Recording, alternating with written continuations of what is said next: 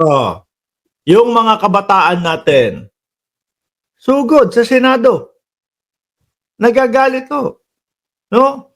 Gusto naming marinig ang impeachment. Hindi pwedeng ganyan lang. Hindi pwedeng babaliwalain nyo. Hindi pwedeng i-dismiss ninyo. Hmm.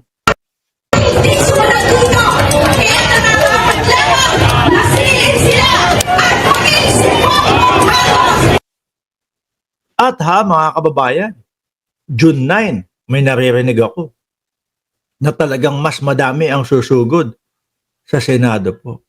Kasi ganyan po talaga mga kababayan, mga boss chief amo, ang magiging reaksyon ng sambayan ng Pilipino. Biruin niyo po itong bayan natin, no? Naghihirap po, nagtatangis, umiiyak ang inang bayan. Dahil po lugmok na lugmok tayo. Baon tayo sa utang. Tapos, etong mga pondo, mga pera na sana po makakapag-angat muli sa ating bayan, mga bossing. No? Oh, etong pera na to, magkano yan? 460 million.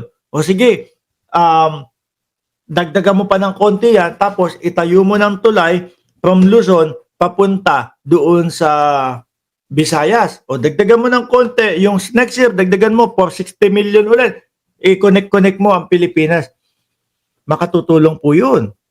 Diba? Imbis na sa ganun po napupunta mga kababayan, no, yung ating kaperahan ay napupunta lang po sa bulsa ng mga politiko.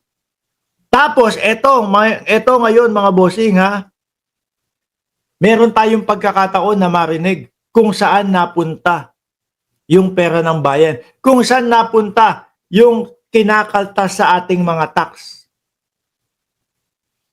Tapos haharangan nila.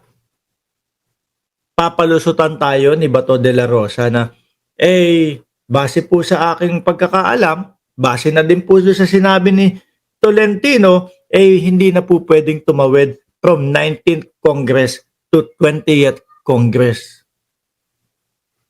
Ang sabi naman po ng mga eksperto, mga kababayan, ang Senado ay continuing body. Ibig sabihin, pwedeng ituloy-tuloy yan. No? At napaka-importanting usapin yan.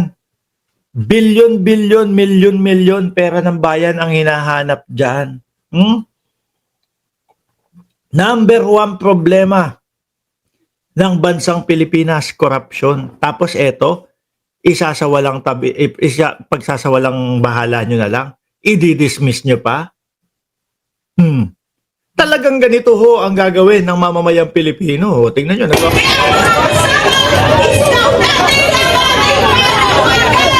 At yun nga ho, ako nasa labas ako ng bansa, pero narinig ko, meron nga pong mga pupunta sa Senado sa June 9.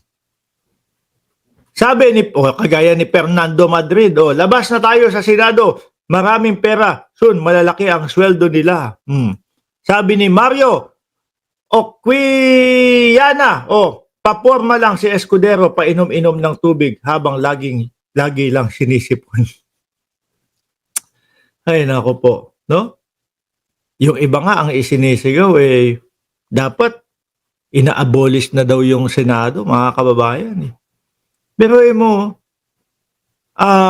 yung mga nakikita kong post ng mga senador, mga boss, yung mga mabuhay ang Pilipinas, no? Mabuhay ang Senado, napalitan na po yung pangalan nung kalye doon.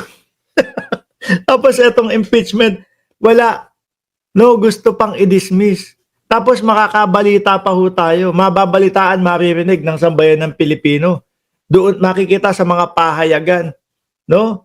Na kaya daw po inaantala o ayaw matuloy ni Cheese dahil yun yung gusto ng Duterte Black. Gusto din ni Cheese na mapanatili daw po yung kanyang pagiging Senate President. Pareha silang mga pangangailangan.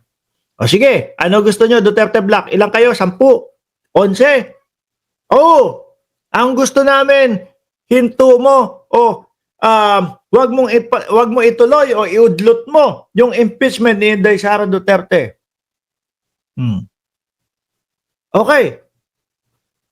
Tapos, sasabihin naman ni Chase, eto gusto ko, iboto nyo ulit ako sa pagka-Senate President. Yan po yung pagkakaintindi ko dun sa mga balita po na inilabas. Naloko na.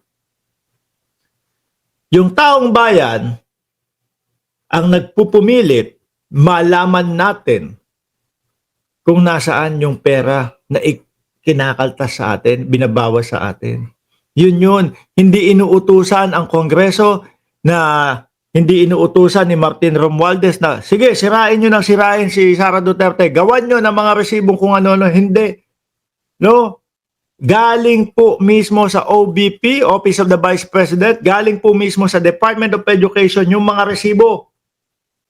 Mga kababayan, ipinasa yan nila sa COA. No? Kaya nga ho, kaya ang naiisip ko dito, kaya gustong-gusto nila na sunugin na, lutuin na, tapusin yung impeachment. Huwag man lang makaisang hearing. Kasi po, pagka nakaisa at nailabas lahat ng ebidensya, nakita ng sambayan ng Pilipino, sila ang sunog. Malakas po ang ebidensya.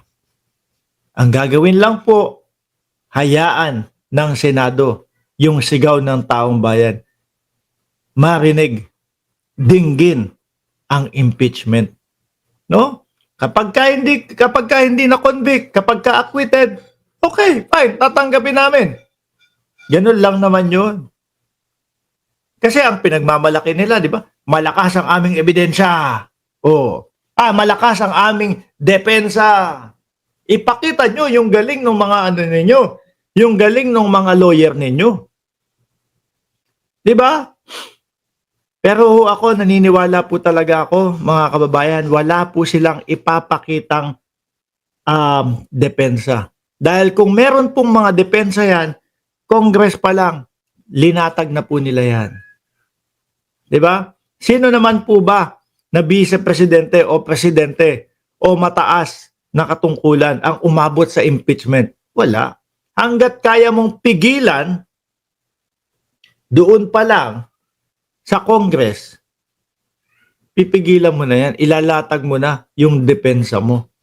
Baka po kung narinig namin yung mga depensa ninyo at yung inyong mga dahilan at yung inyong mga rason at balido po, no? Okay, sa mamamayang Pilipino, doon pa lang sa Congress, baka po ang isinisigaw namin dito, huwag nyo nang i-impeach, naipaliwanag na nila yan eh. Baka ganun pa po ang isinisigaw namin dito. Kaso ho, doon pa lang, no? Doon pa lang sa Congress. Wala na po. Hindi na kayang ipaliwanag. Kaya nga po umuulan, di ba? Ng mga staff ni BP Sara na masakit po ang dibdib. Hindi na po makahinga, nagsusuka na po kasi yun yung ginagamit nilang pag-escape po para takasan, nasagutin yung mga katanungan sa kanila. Si Jones Totoy naman, bakit walang kulang? Dapat meron dyan, sulid.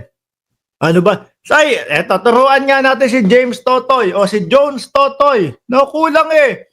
Dapat Jones Totoy, kapag ka nagtatype ka ng ganyan, merong nakasulat, sulid. Sulid, basta, Duterte pa din kami. Sulid. Tapos, isama mo yung gano'n. Tsaka yung heart na green. Diba? Pakita nyo nga kay Jones Totoy, paano? Ganyan. Di ba? Tapos, sulid, green na heart. Walang nag-iiyakan dito. Sinusuportahan nga namin yung sulid-sulid mo eh. Di ba? No? Hindi. Kayong mga DDS, talagang welcome kayo dito. Kasi gusto naming marinig yung mga pagtatanggol ninyo. Kung paano, ano yan po, Mark, iyak. Paano ko iiyak dito? Ang dami kong sinabi, wala nga kayong maipanlaban. Wala man lang kayong maidepensa sa idol ninyo. Di ba?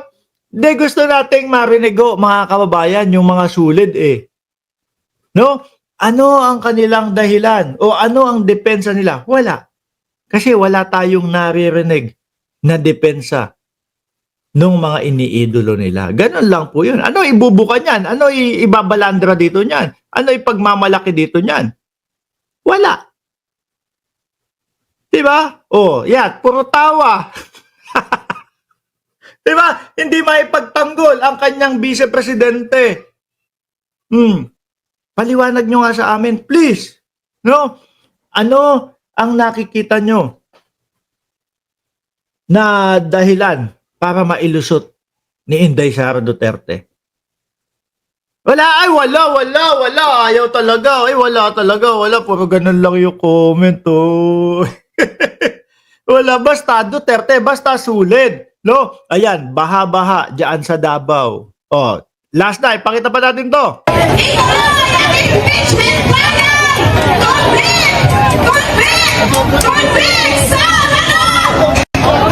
Impeach to impeach.